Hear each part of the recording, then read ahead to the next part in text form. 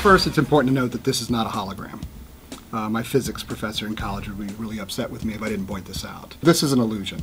It's a combination of stagecraft and technology and technique to create the illusion that virtual Michael Jackson is here with us.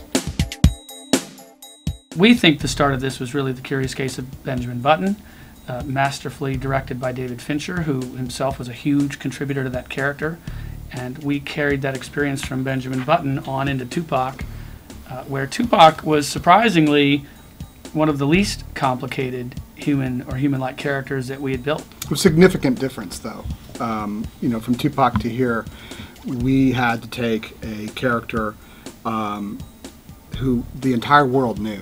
The essence of Michael Jackson, everyone has an image of who he was, knows his performances, remembers these performances, and put it into a live performance on a 40-foot wide stage with dancers and a level of interactivity with other characters and a level of realness that had never been accomplished before.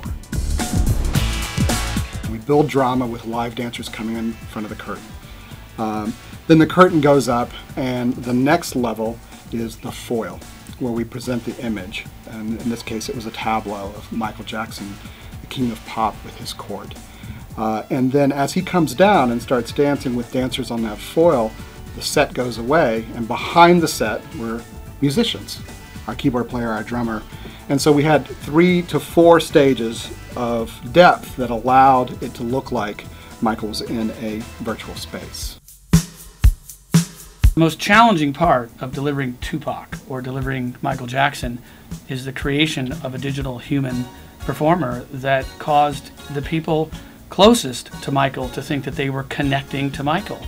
And that's crossing an emotional and a spiritual and a technical divide that's, you know, very difficult to do. The biggest thing to understand is that there's what you see, what you think you see, and what you actually see. You're not just seeing his face and his hair and his clothing. You're seeing sort of, you know, the neck and, you know, driving sort of vocals with incredible intensity. But you're seeing everything. So even the most unsophisticated viewer is incredibly sophisticated subconsciously. There's a difference between being able to animate all of his muscles and the coordination of all of this activity in a believable way and actually making it feel human. The demand is coming from consumers, from musicians, from industry. And of course, one of these days, people are going to wake up and realize that the value of human animation and synthetic human beings is probably just as or more significant in surgical simulation and telecommunications than it is in entertainment.